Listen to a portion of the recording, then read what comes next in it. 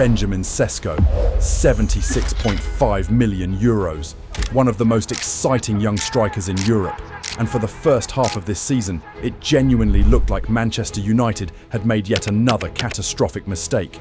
2 goals in 17 games under Ruben Amorim. Amorim himself publicly called it a fact that Šeško had struggled to adapt to the Premier League.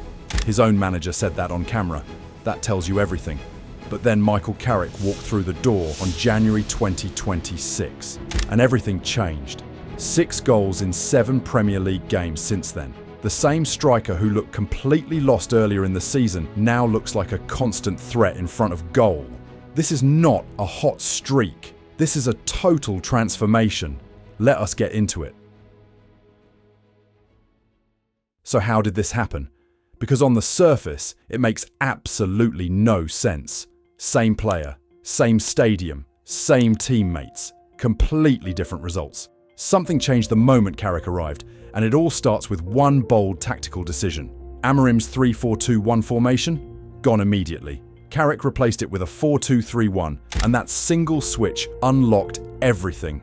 Under Amorim, Bruno Fernandes was buried deep in midfield, operating nowhere near Šeško. Think about that.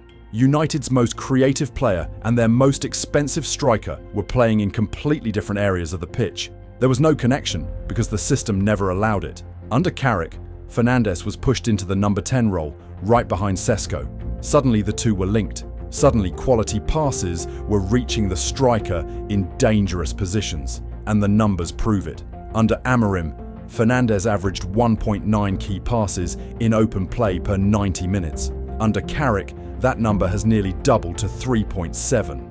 His accurate open play crosses jumped from 0.3 to 1.4 per 90. Several of those deliveries directly created goals for Šeško, highlighting the growing chemistry between them. That is not coincidence. That is a system built to unlock a specific player. But it was not only about the system. Šeško himself felt the difference immediately. After the Fulham winner, he told United's official media, "The work rate is definitely different now. You can see it in how we work for each other off the ball. Everyone is focused and covering their spaces. In the end, that is what counts." Carrick himself said, "I've got a really good relationship with Ben. We've had some really good conversations and he's in a really good place." That kind of bond between a manager and his striker changes everything. And Carrick was patient with how he introduced Šeško too. He did not throw him in straight away. He used him off the bench first, letting the goals build the confidence, and the confidence build the player. A late winner against Fulham. A last-gasp volley at West Ham in the 94th minute. A counter-attack sprint finish at Everton. By the time Carrick gave Šeško his first start against Crystal Palace, the Slovenian was already the most dangerous player at the club. That is smart, patient management. It also explains why the same fans who were writing him off in December are now calling him world-class in the making. Now let us talk numbers, because they are genuinely ridiculous. Under Amorim, Šeško scored twice in 17 games. That is a goal roughly every 702 minutes. For a striker who cost an initial 76.5 million euros, that is completely unacceptable.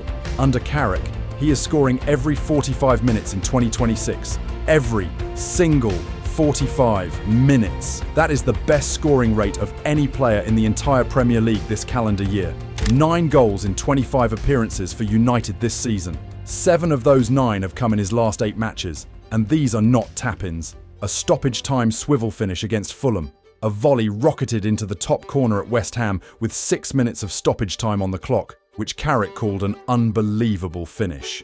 A 50-yard counter-attack sprint at Everton, where Šeško was clocked at 35.31 km per hour, making him the second fastest United player this season.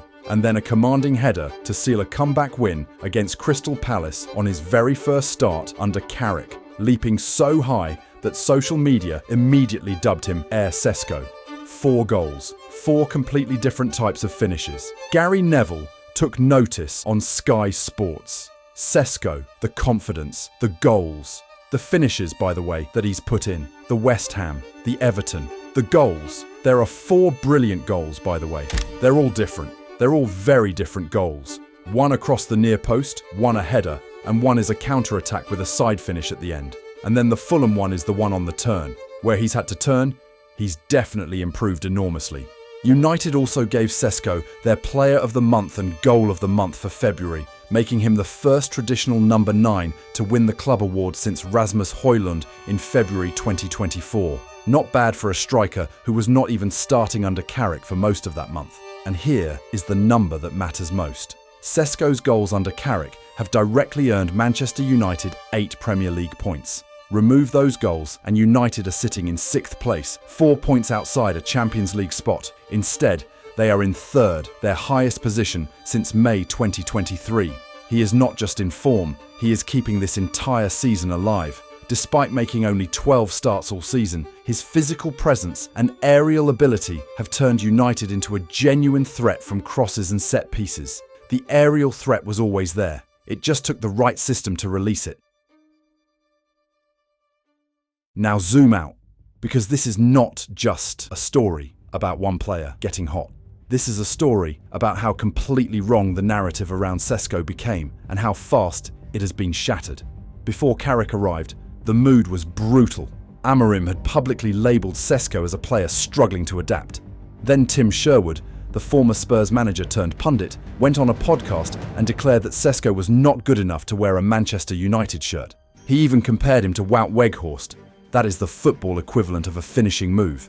And now, Sherwood has issued a public apology on that same podcast, admitting he was completely wrong and that Carrick had revealed a totally different player. The criticism did not bury Šeško. It seems to have lit a fire under him instead. It is also worth remembering, this is Šeško's first ever season in the Premier League. He is 22 years old.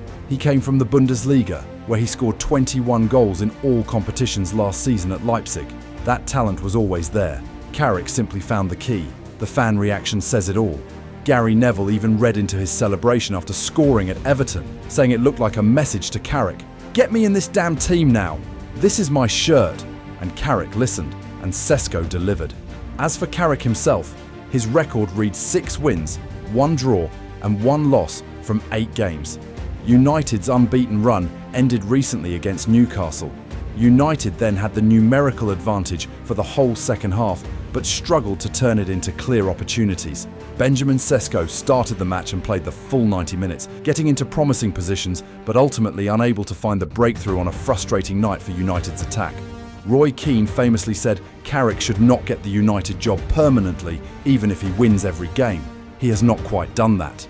But with Šeško firing and United sitting in 3rd with 9 games left, he is making it very difficult to argue against him. Benjamin Šeško under Michael Carrick is not a coincidence. It is proof that the right manager, the right system, and genuine belief in a young player can completely flip the script. United found their striker. He was there the whole time.